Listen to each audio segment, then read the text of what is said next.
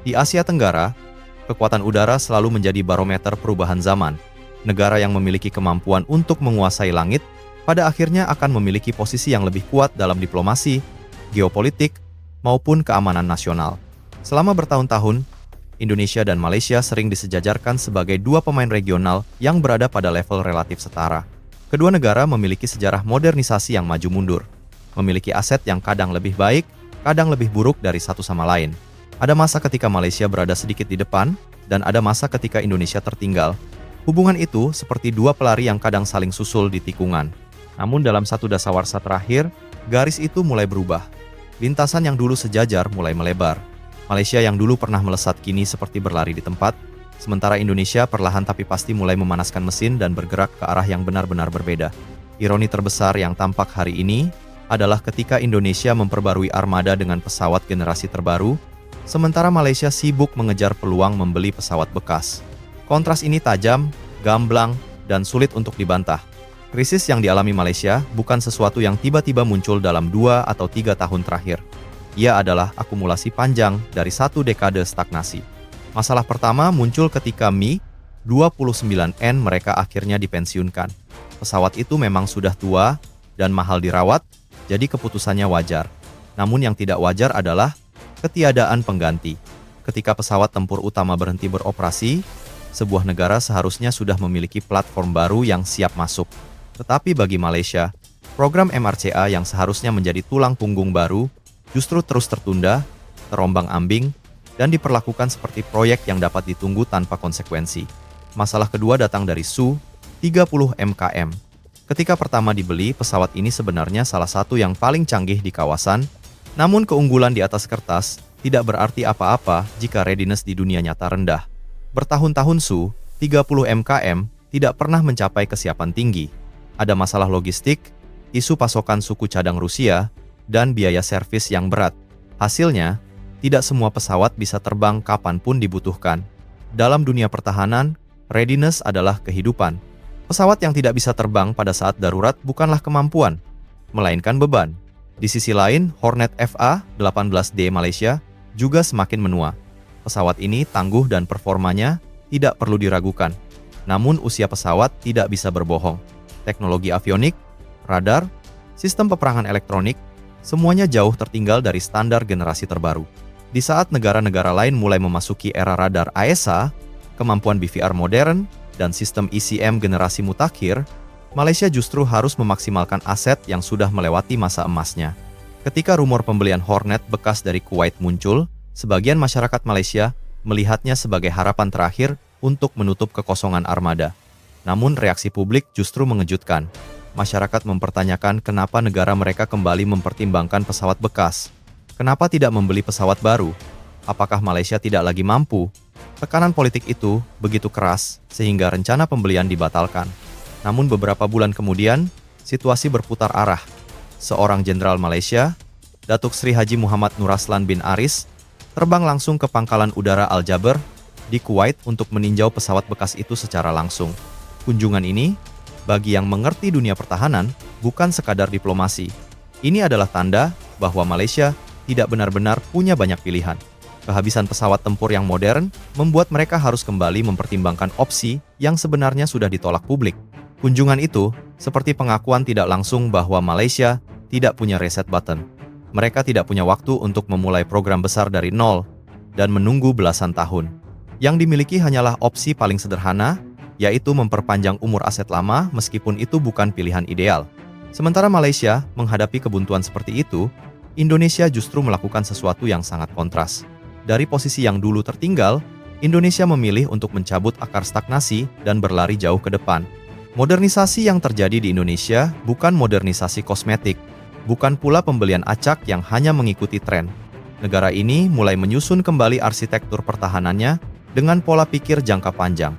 Rafale sudah menjalani uji terbang untuk Indonesia, mengawali era baru kekuatan udara nasional. Pesawat tempur ini tidak hanya membawa radar AESA generasi terbaru, tetapi juga sistem peperangan elektronik yang dianggap salah satu yang terbaik di dunia. Kemungkinan integrasi rudal Meteor membuatnya memiliki jangkauan BVR yang sulit ditandingi di kawasan. Lebih dari itu, Rafale dibangun untuk kompatibel dengan arsitektur Komando Nasional Indonesia yang modern, termasuk jaringan data, radar, dan sistem kendali terpusat. Selain itu, Indonesia tidak hanya membeli pesawat, Indonesia juga membangun masa depan melalui KF-21 Boramae, jet tempur generasi 4.5 Plus, yang dikembangkan bersama Korea Selatan. Partisipasi dalam proyek ini bukan sekadar investasi finansial, tetapi pintu masuk menuju teknologi radar AESA lokal, pengembangan airframe, avionik, hingga pengalaman engineering yang tidak ternilai. Indonesia tidak sekadar menjadi pengguna, tetapi calon produsen.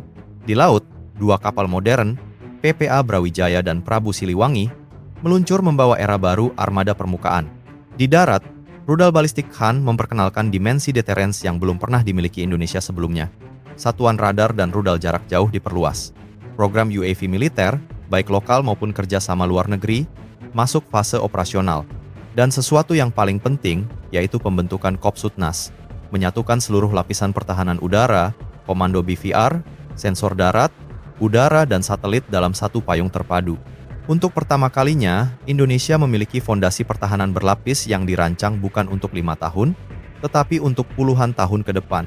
Inilah hal yang tidak dimiliki Malaysia. Modernisasi Indonesia tidak lagi dilihat sebagai proyek, tetapi sebagai arsitektur jangka panjang.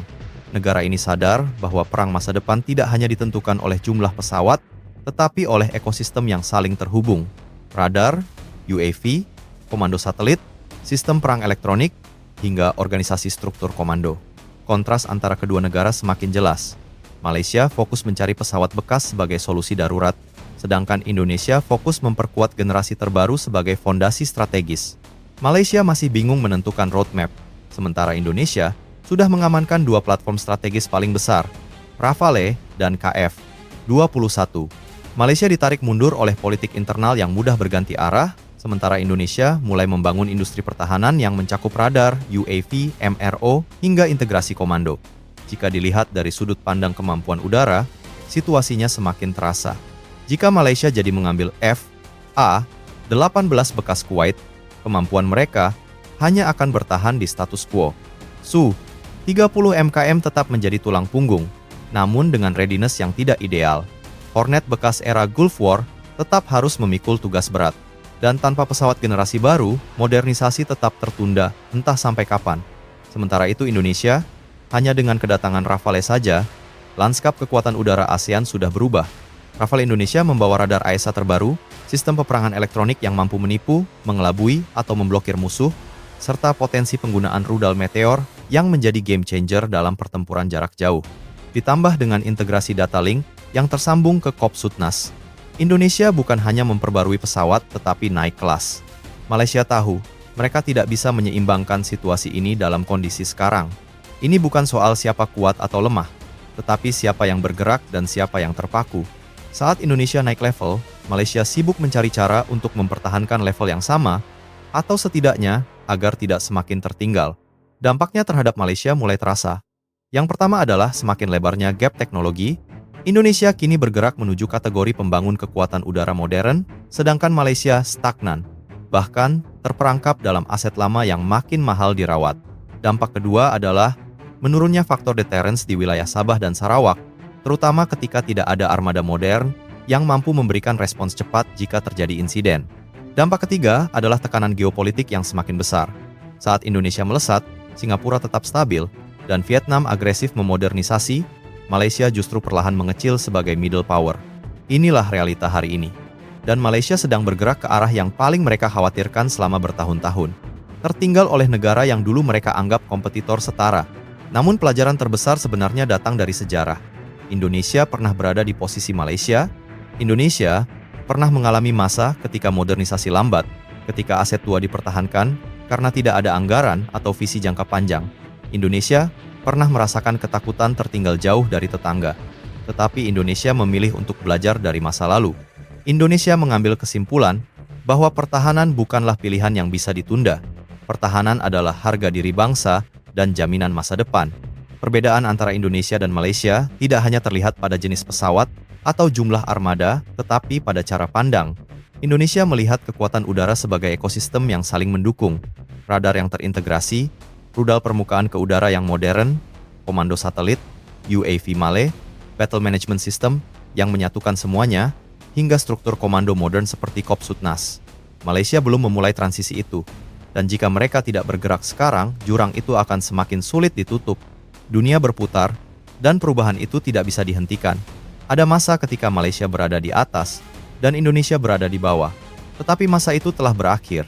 Hari ini Indonesia melesat, membuka bab baru modernisasi militernya. Malaysia berjuang untuk tetap relevan di tengah aset yang menua dan politik yang tidak stabil. Ini bukan tentang siapa lebih hebat.